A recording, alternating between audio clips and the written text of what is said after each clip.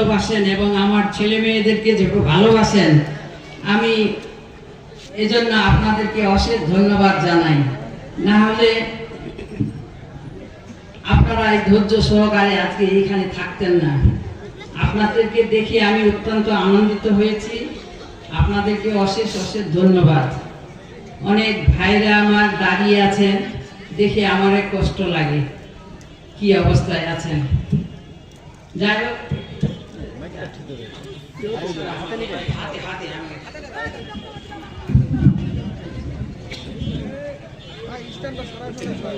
ঠিক আছে।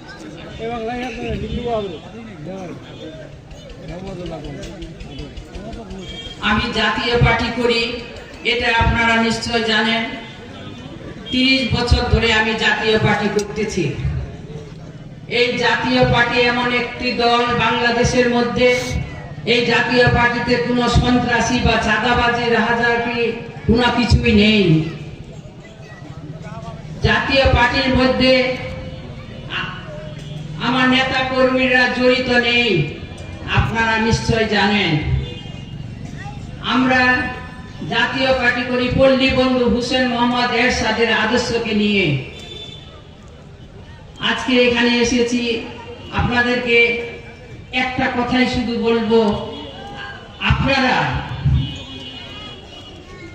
নিশ্চয় ফেব্রুয়ারি মাসের 12 তারিখে নির্বাচন, আমাদের সংসদীয় নির্বাচন। এই সংসদ নির্বাচনের জন্য আজকে আপনারা এসেছেন এখানে।